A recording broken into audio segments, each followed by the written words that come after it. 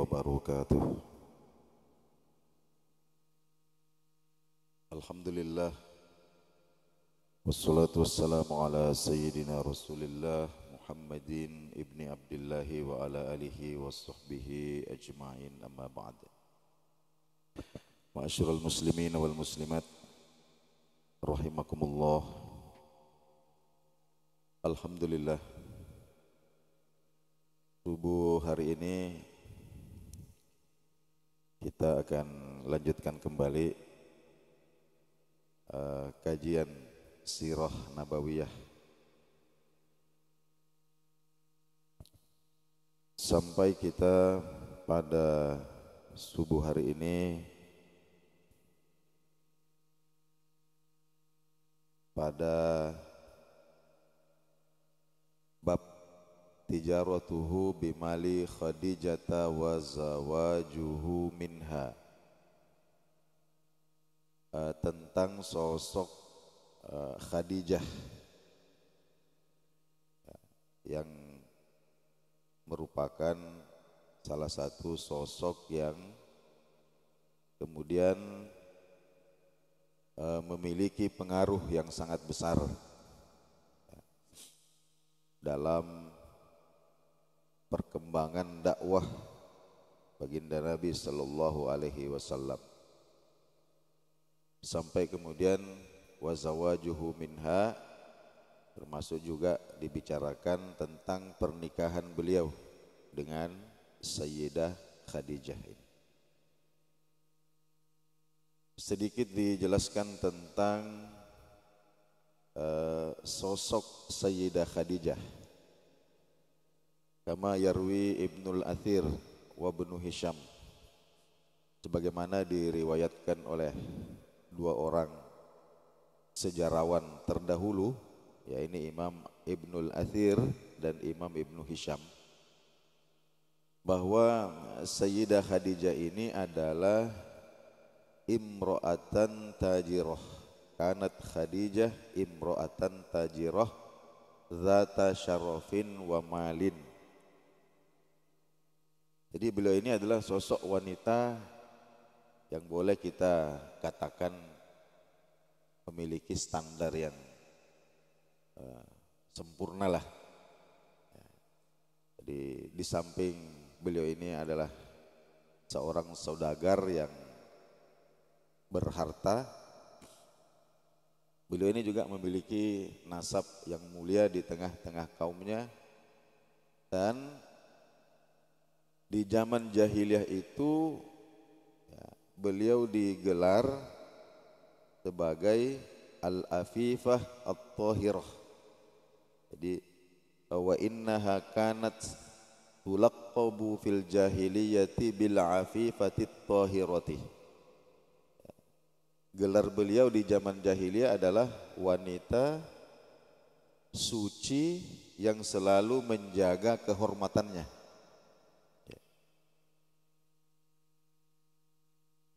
Nah, bagaimana kisah pertemuan baginda Nabi sallallahu alaihi wasallam dengan Sayyidah Khadijah?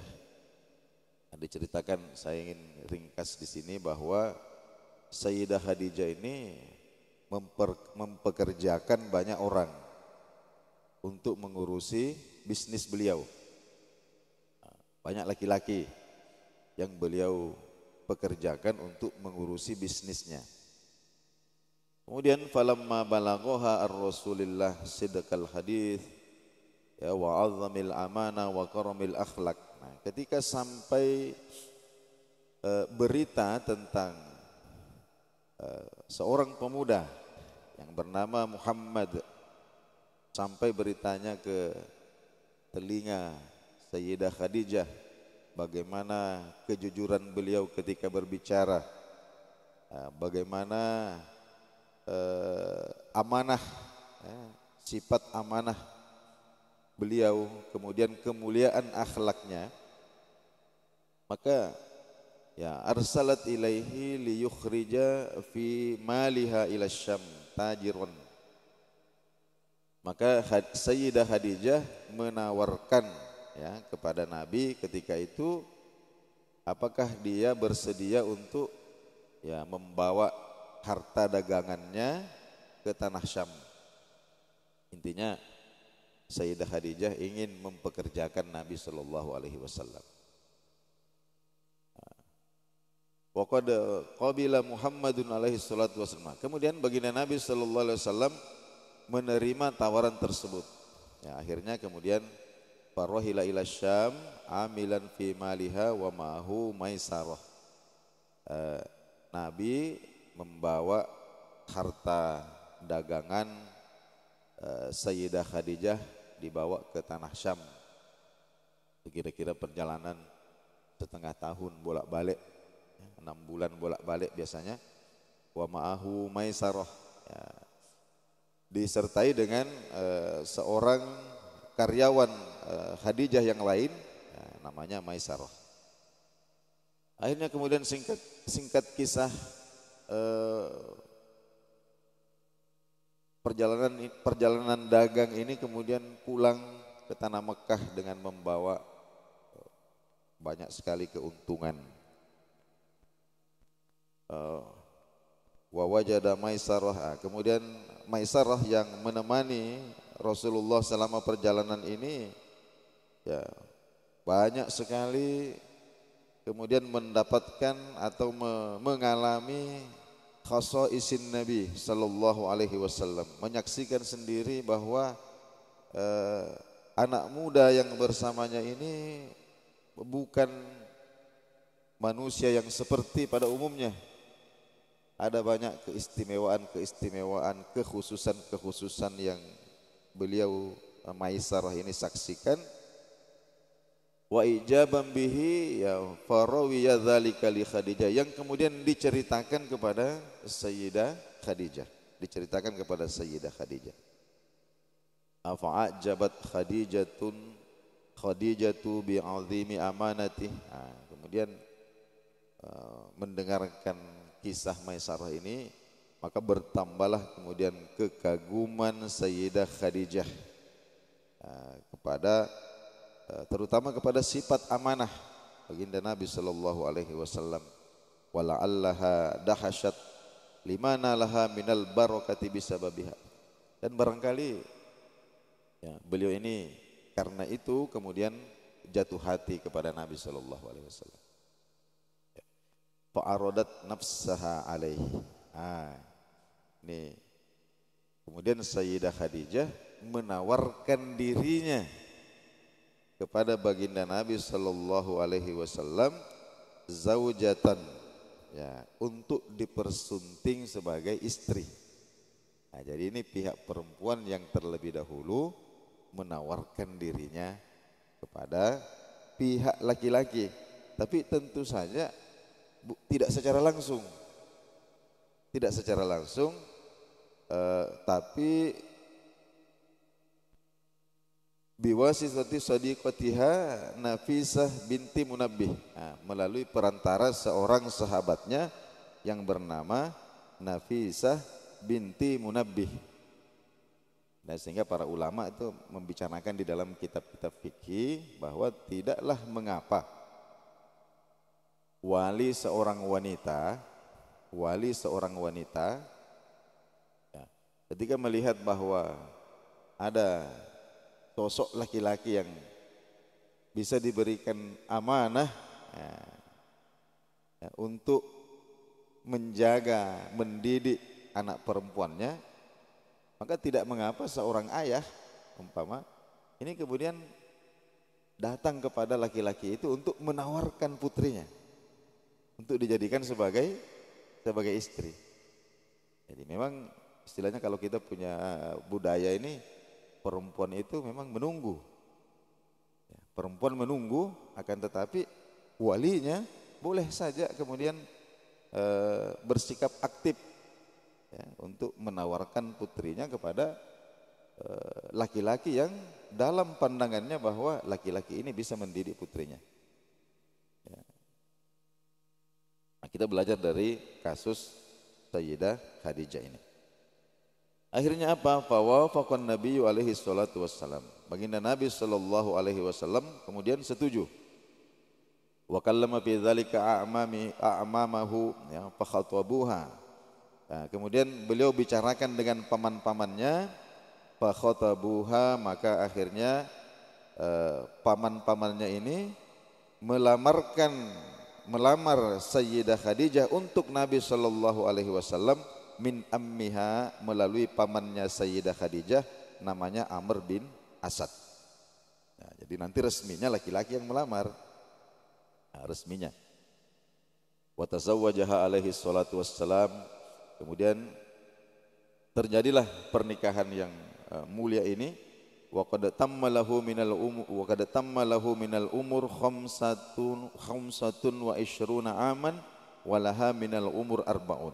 Nah, ini sudah masyhur kita dengarkan bahwa ketika itu usia baginda Nabi sallallahu alaihi wasallam menginjak 25 tahun, sedangkan Sayyidah Khadijah ketika itu telah berumur 40 tahun. Wa qad kanat tazawwajat Khadijah qabla zawajiha min Rasulillah sallallahu alaihi wasallam bi rajulain, al-awwalu minhuma Atik bin A'id at-Tamimi, thumma khalfahu alaiha Abu Halah At-Tamimi wasmuhu Hindun ibnu Zurarah. Nah, di sini juga dijelaskan bahwa sebelum menikah dengan baginda Nabi sallallahu alaihi wasallam, Sayyidah Khadijah ini sudah pernah menjanda 2 kali. Suami pertama beliau namanya Atik bin A'id At-Tamimi, kemudian setelah itu Abu Halah atau Hindun ibnu Zurarah. Nah, jadi kemudian apa ibrah, pelajaran-pelajaran yang bisa kita petik dari petikan sejarah singkat ini? Yang pertama, kedudukan Sayyidah Khadijah. Baginda Nabi sallallahu alaihi wasallam sabdakan bahwa khairun nisaiha Maryamu bintu Imran wa khairun nisaiha Khadijatu bintu Khuwailid. Bahwa sebaik-baik wanita di masanya Maryam binti Imran adalah Maryam binti Imran, itu ibunda daripada Nabi Isa alaihissalam. Dan sebaik-baik wanita di masanya sekarang ini, di saat Sayyidah Khadijah hidup, itu adalah Sayyidah Khadijah itu. Bahkan diceritakan oleh Imam Bukhari dan Muslim bahwa Sayyidah Aisyah pernah bercerita, ma ghartu ala nisa'in Nabi sallallahu alaihi wasallam illa ala Khadijah. Saya tidak pernah cemburu berat. Ghartu itu cemburu campur marah campur sedih. Tidak pernah cemburu berat terhadap istri-istri Nabi yang lain illa ala Khadijah, kecuali terhadap Khadijah.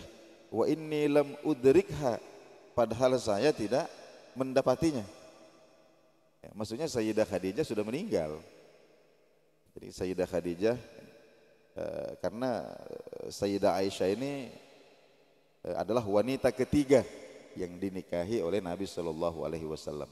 Jadi Sayyidah Khadijah wafat, kemudian baginda Nabi Shallallahu Alaihi Wasallam menikahi Sauda bin Sam'ah, yang merupakan teman daripada Sayyidah Khadijah. Ini juga menawarkan diri pada Nabi Shallallahu Alaihi Wasallam. Setelah itu kemudian Nabi menikahi Sayyidah Aisyah.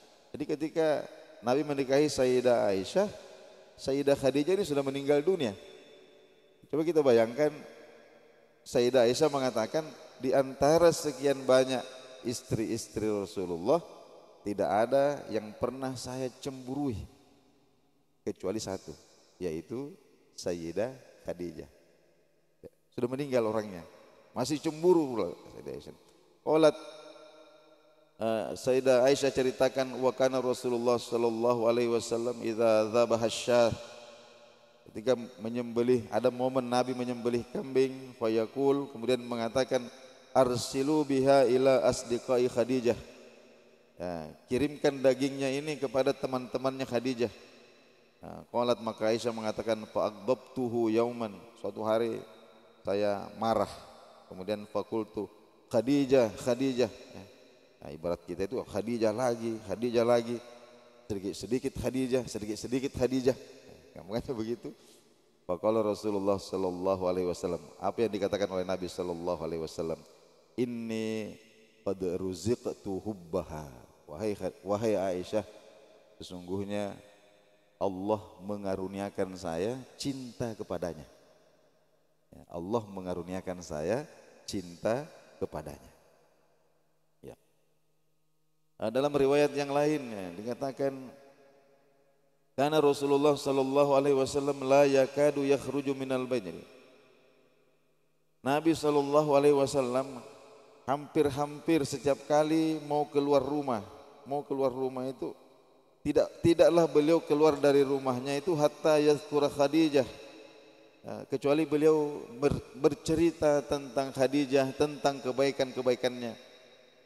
Fadzakaraha yawman minal ayyam, sampai suatu hari beliau bercerita lagi tentang Khadijah. Fa akhadhatni al-ghirah. Aisyah mengatakan saya cemburu berat. Fakultu, ini lebih parah lagi ini. Fakultu, maka saya katakan, hal kanat illa ajuzan qad abdalakallahu khairan minha ya Rasulullah. Ada apa dengan nenek-nenek yang sudah tua itu? Ini lagi cemburu. Perempuan kalau lagi cemburu itu tidak ada sopan santun, Pak. Ada apa dengan nenek-nenek yang sudah tua itu, ya, bahkan sudah meninggal? Qad abdalakallahu khairan minha, ya, bukankah Allah sudah menggantikan dia dengan wanita yang lebih baik? Maksudnya dirinya, orang gadis. Faghadiba, apa yang terjadi? Rasulullah marah. Tsumma kemudian beliau bersabda, la wallahi, demi Allah, ma abdalani Allahu khairan minha. Allah tidak pernah memberikan saya yang lebih baik dibandingkan dia. Tidak ada yang lebih baik dibandingkan dia. Ya, Nabi tegaskan di situ, ya, bahwa tidak ada yang pernah Allah berikan kepada Nabi melebihi baiknya Khadijah. Kenapa demikian? Amanat idz kafaron nas. Ya, dia itu beriman kepada saya ketika orang-orang itu mengingkari saya. Dia yang membenarkan saya. Ya. Kemudian wasaddaqatni idz kadzdzabani nas. Ketika orang-orang menganggap saya berdusta, satu-satunya yang percaya kalau saya jujur dengan risalah yang saya bawa itu adalah Khadijah. Wa astasni bimaliha id haramanin nas. Kemudian dia mendukung saya dengan hartanya ketika orang-orang enggan memberikan hartanya kepada saya. Wa razaqani Allahu minha alwalad duna ghairiha minan nisa. Kemudian dari dialah Allah Subhanahu wa taala memberikan saya anak-anak, putra dan putri. Ini disampaikan oleh baginda Nabi sallallahu alaihi wasallam kepada Aisyah. Tapi kita paham bahwa dari Sayyidah Khadijah, Nabi sallallahu alaihi wasallam memiliki memiliki 6 orang putra dan putri. Ada putra pertama beliau itu bernama Qasim. Namanya Qasim. Makanya sering dalam hadis itu kita dengar Rasulullah ini dipanggil ya Abul Qasim. Wahai bapaknya Qasim. Dia punya putra pertama namanya Qasim, itu meninggal ketika masih kecil sekali. Nah, setelah itu kemudian lahir Sayyidah Zainab, kemudian Sayyidah Ruqayyah, kemudian ada Sayyidah Ummu Kalthum, kemudian lahir lagi seorang putra yang bernama Abdullah. Nah, tapi juga meninggal ketika masih kecil. Setelah itu putri bungsu beliau dari Sayyidah Khadijah, ya ini Sayyidah Fatimah, yang kemudian dari sinilah silsilah baginda Nabi Shallallahu Alaihi Wasallam sampai hari ini kita saksikan. Nah, di samping itu beliau punya seorang putra juga, namanya Ibrahim, Sayyid Ibrahim, yang lahir dari rahim seorang istri beliau yang berkebangsaan Mesir, namanya Maryah Qibtiyah. Nah, ini juga meninggal semasa kecil, kira-kira 17 atau 18 bulan umurnya. Nah, hadirin yang dimuliakan Allah Subhanahu wa taala. Apa pelajaran besar yang kita ingin simpulkan pada kesempatan ini? Ya. Ada sering kita dengarkan, bahkan kita baca, bahkan dipropagandakan, ya, terutama oleh para misionaris, kemudian para orientalis, ya, yang membenci Islam, yang dengki dengan dakwah Islam ini. Ya, mereka menelusuri kisah baginda Nabi Shallallahu Alaihi Wasallam dengan para wanita yang kemudian dijadikan istrinya. Dan yang paling disorot itu adalah kasus pernikahan Nabi dengan Sayyidah Aisyah. Karena Nabi Shallallahu Alaihi Wasallam menikahi Sayyidah Aisyah, umur Sayyidah Aisyah itu masih 9 tahun. 9 tahun sudah berkumpul dengan Nabi Shallallahu Alaihi Wasallam. Kemudian ketika Nabi wafat, Sayyidah Aisyah ini baru berusia 18 tahun. Ya, mudah sekali. Kira-kira 9 tahun lah beliau ini bersama-sama dengan Nabi. Ini yang disorot oleh meskipun sepanjang hidup Sayyidah Aisyah yang meriwayatkan sekian banyak hadis. Beliau berbicara tentang rumah tangga Nabi, berbicara tentang tata cara Nabi Shallallahu Alaihi Wasallam mandi junub, berwudu, makan. Ini paling banyak riwayat yang sampai kepada kita ini adalah Sayyidah Aisyah, karena beliau dikaruniai kecerdasan dan hafalan yang kuat, sehingga beliau ini adalah ada pada urutan yang keempat di antara sahabat-sahabat yang paling banyak meriwayatkan hadis. 2.200 lebih hadis sampai kepada kita melalui riwayat Sayyidah Aisyah. Beliau hanya diungguli oleh Abu Hurairah yang meriwayatkan lebih 5.000, kemudian ada Abdullah bin Umar, kemudian ada Anas bin Malik, setelah itu Sayyidah Aisyah. Ya. Nah ini sehingga orang-orang yang memusuhi Islam ini kemudian ketika membaca tentang riwayat pernikahan Nabi, seakan-akan mereka ini memiliki peluru, ya, untuk ditembakkan, ya, untuk membuat memberikan kesan bahwa seakan-akan nabinya orang Islam ini adalah seorang sosok, ya, yang gemar perempuan. Gemar perempuan artinya orang yang punya libido sangat tinggi, ya, katakanlah maniak seks. Nah, bahkan dalam tanda kutip label-label seperti itu mereka sematkan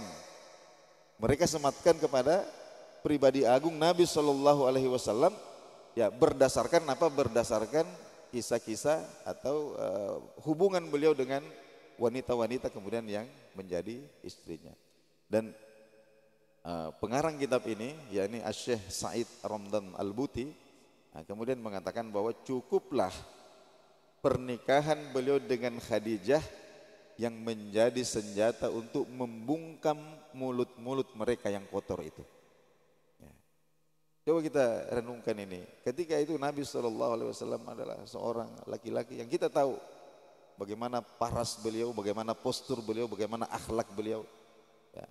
Beliau adalah sosok yang sempurna, ya, idaman para wanita, para gadis ketika itu.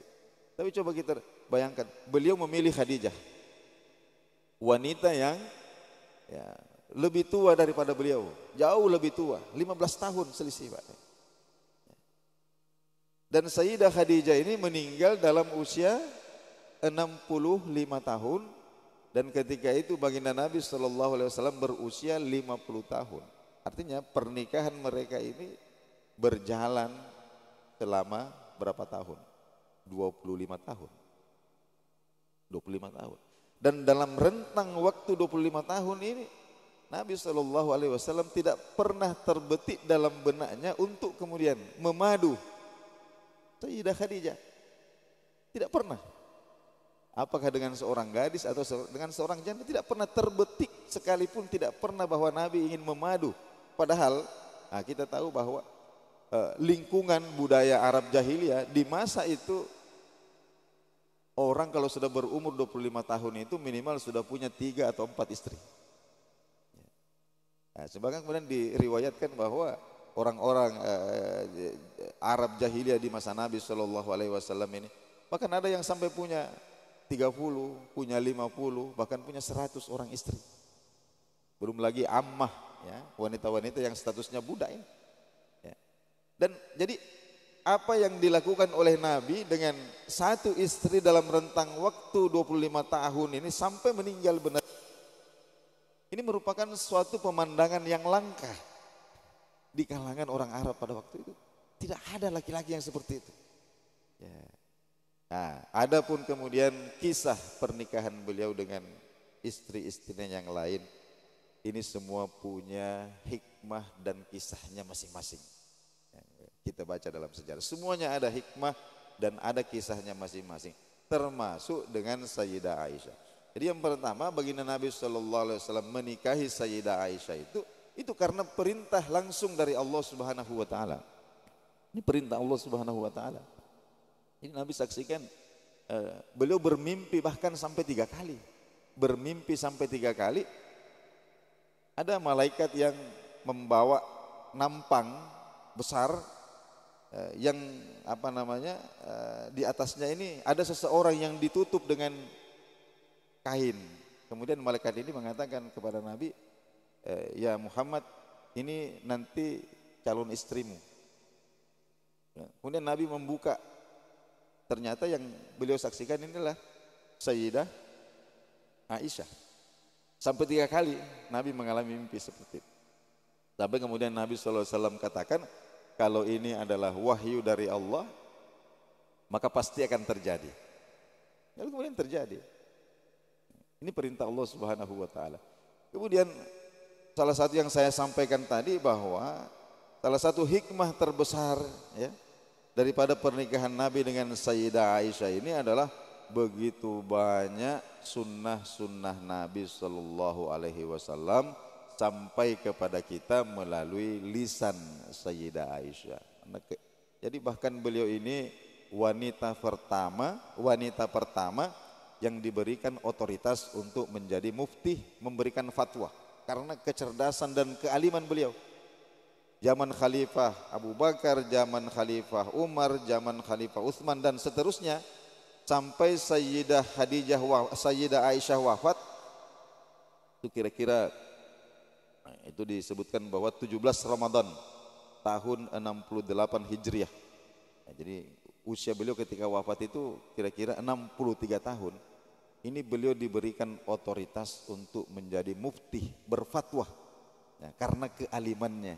Bahkan ayahnya sendiri, Sayyidina Umar sendiri, ketika menemukan hal yang sulit memahami tentang sebuah hadis, maka rujukan pertama ini tidak lain dan tidak bukan adalah Sayyidah Aisyah radhiyallahu taala anha. Yang bahkan saya ingin jadikan penutup di sini bahwa kadang pernah cemburunya Aisyah, cemburunya saja Aisyah ini bisa menjadi ilmu bagi kita. Ya.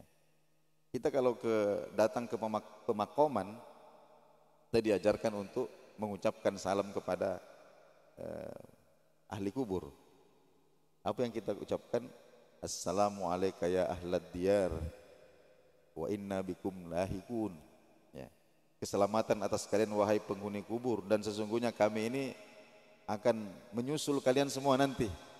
Itu yang kita ucapkan ketika mengucapkan salam kepada ahlud diyar, penghuni kubur. Dari mana kita tahu ini? Ini dari Sayyidah Aisyah. Ya. Jadi diceritakan bahwa pernah Sayyidah Aisyah ceritakan, pernah suatu malam Nabi Shallallahu Alaihi Wasallam itu ada di rumah saya, karena itu adalah giliran saya. Di tengah malam tiba-tiba beliau pergi meninggalkan rumah saya. Saya cemburu, kata Sayyidah Aisyah. Ini malam ini punya saya, kenapa kemudian Rasulullah pergi? Saya mengira bahwa beliau akan pergi ke rumah istrinya yang lain. Akhirnya saya ikuti dari belakang. Ternyata Nabi SAW pergi ke pemakaman Baqi. Disitulah kemudian ketika itu saya dengarkan Rasulullah mengucapkan salam kepada penghuni kubur. Beliau mengatakan, Assalamualaikum ya ahlad diyar, Itu diceritakan oleh Sayyidah Aisyah. Kenapa? Gara-gara cemburunya kepada Nabi SAW. Ini kemudian sampailah ilmu ini kepada kita. Ya. Coba kita renungkan. Ini hikmah. Ya, jadi hadirin yang dimuliakan Allah Subhanahu wa taala, inilah barangkali yang sempat kita uraikan pada subuh hari ini. Mudah-mudahan Allah Subhanahu wa taala memberikan manfaat untuk kita sekalian. Lebih dan kurang saya mohon dimaafkan. Kita sama-sama tutup dengan doa kafaratul majlis. Subhanakallahumma wa bihamdika asyhadu an la ilaha illa anta astaghfiruka wa atubu ilaik. Assalamualaikum warahmatullahi wabarakatuh.